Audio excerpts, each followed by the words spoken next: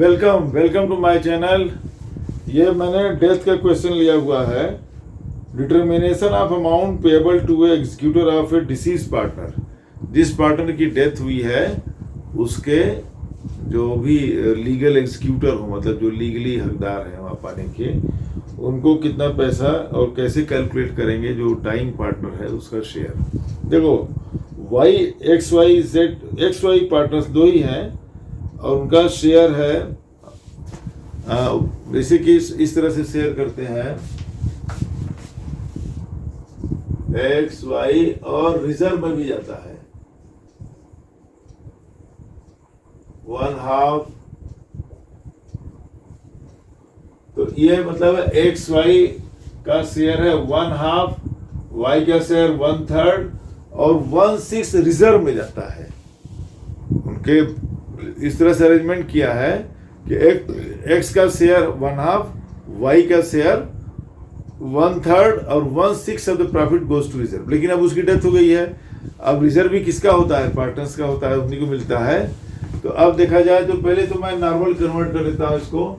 देखो जब इस तरह से रेशियो में दिया गया हो तो जो सबसे बड़ा डिनोमिनेटर हो नीचे वाला, उसी से तीनों को मल्टीप्लाई, जितने भी हो मल्टीप्लाई करो। जैसे अब देखो यहाँ पर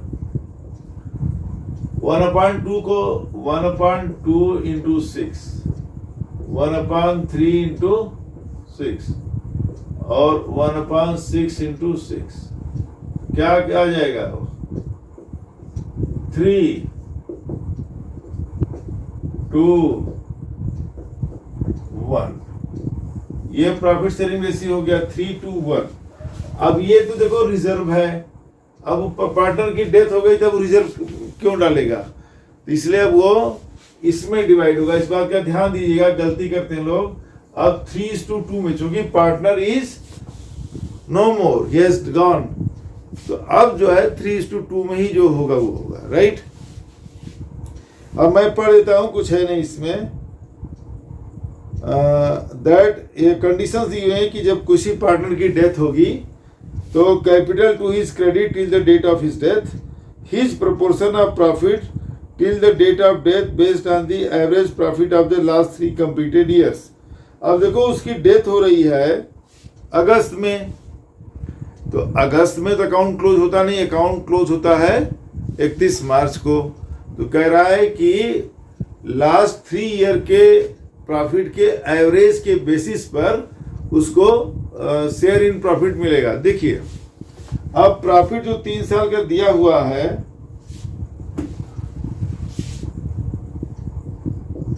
दो 2016-17 का दिया है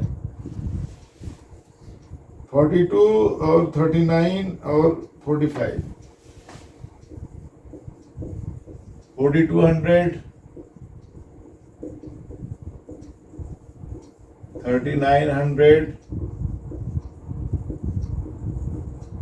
यह है 4500। ठीक है जी। तो टोटल प्रॉफिट कितना हो गया? ये लीजिए 9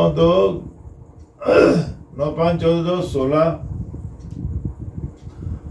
4 1 5 3 8 4 12, 12,600 है। एवरेज प्रॉफिट कितना हो जाएगा? एवरेज प्रॉफिट 12,600, 3 साल का है,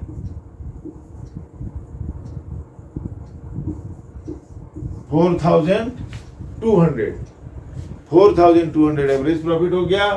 अब देखो उसकी डेथ हो रही है 1 अगस्त को। वो कितने महीने बिजनेस के अंदर है? पूरा अप्रैल, पूरा मई, पूरा जून, पूरा जुलाई, 1 अगस्त को उसकी डेथ होती है। 4 महीने का प्रॉफिट मिलेगा। अब यहीं पर हम कर दे रहे हैं, देखो 42 को 4/12 कर दिया तो क्या आ गया? 4 महीने का प्रॉफिट आ जाएगा। ये 4200 क्या है? एवरेज प्रॉफिट है। ठीक है, और इसी को चलो यहां कर देते हैं, Y share of profit 4200 into 4/12 into उसका शेयर क्या हो जाएगा 2/5 4, ये हो जाएगा 3, ये हो जाएगा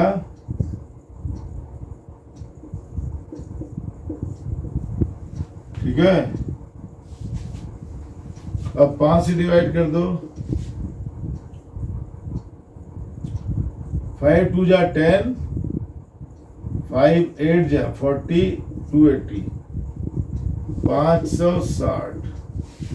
उसको प्रॉफिट करेंट ईयर 4 महीने का कितना प्रॉफिट मिलेगा? 560 रुपये। ठीक है, ये दिख रहा है। अब देखो उसका क्या है, रिजर्व है 3000 का। पहले गुडविल ले लेते हैं। Goodwill is proportion of the total profit for the 3 preceding years. By the way of goodwill, his proportion of total profit of 3 preceding years, 3 साल के प्रॉफिट का उसका हिस्सा बोल रहा है ना कि proportion of his total profit for the 3 preceding years है, 3 पिछले सालों के उसके टोटल प्रॉफिट का हिस्सा क्या मिलेगा उसको, एज ए गुडविल मिलेगा। तो हमने 3 साल का प्रॉफिट निकाला था, देखो इतना 12,600। Proportion of the total profit for the,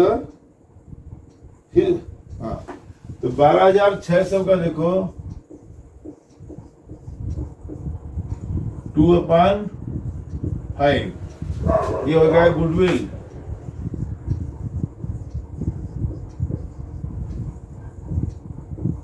five 2 जा 10, 5 5 जा 25, 5 2 जा 10, 0 2520, 504। देखो ये उसको गुडविल मिलेगा, राइट। 5,040 क्या मिलेगा? गुडविल मिलेगा।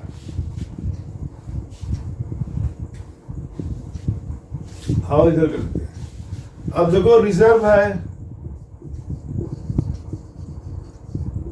रिजर्व है 3000 का, तो उसका शेयर कितना हो जाएगा वाई का?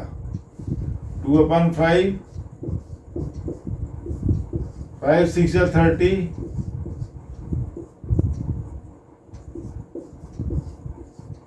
1200 उसको क्या मिलेगा? रिजर्व में शेयर मिलेगा।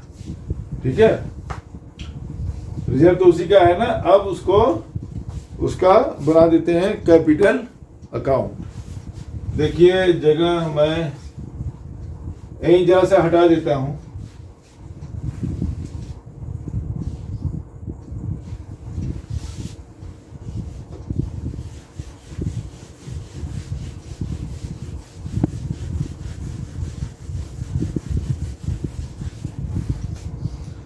देखो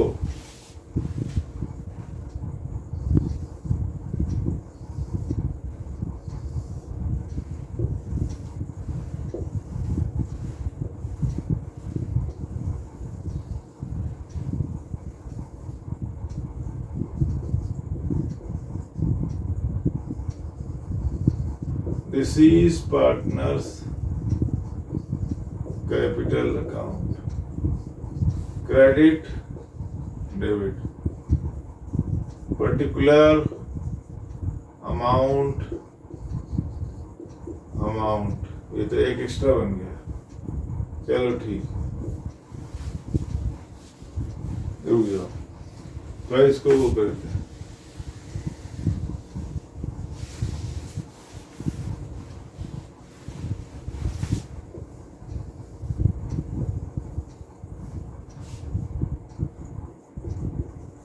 particular amount,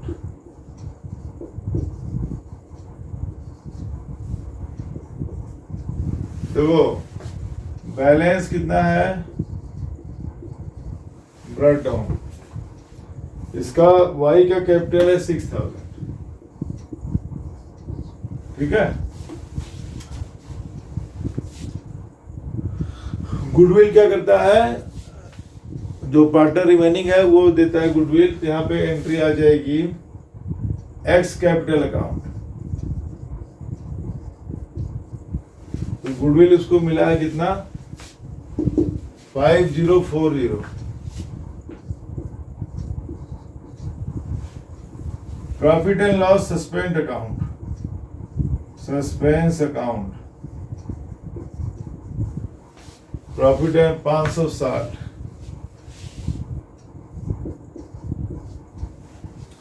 और जनरल रिजर्व 3000 था, तो 3000 का 2.5, 5 6 30, 600 और 2 1200।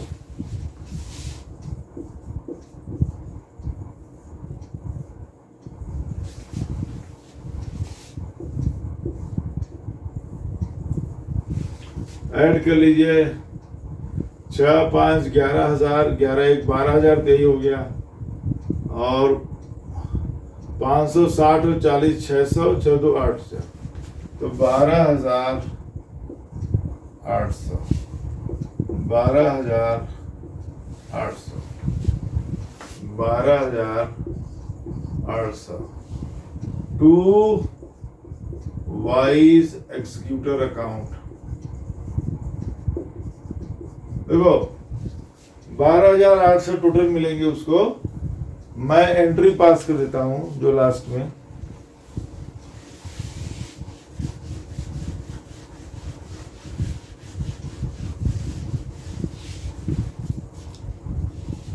पहला देखो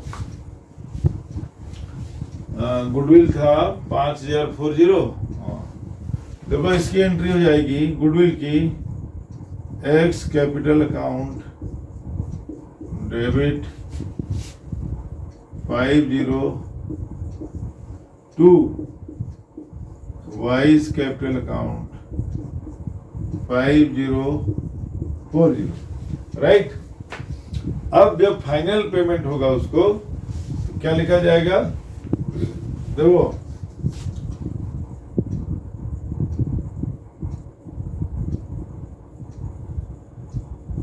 हाँ,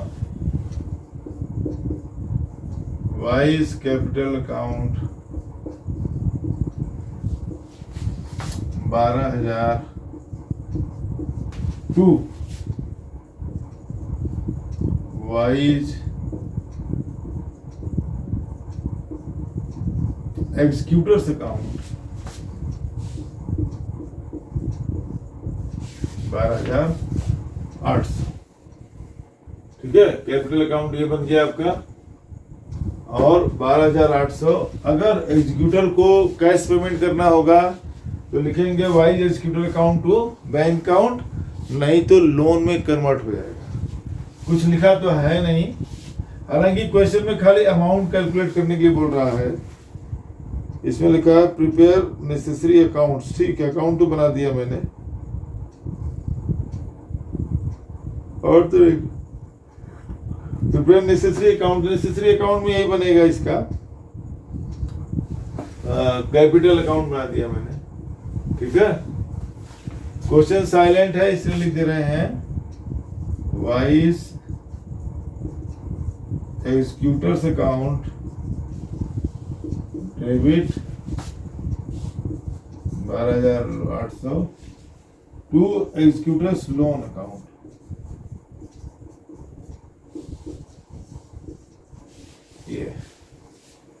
ये आपका हो गया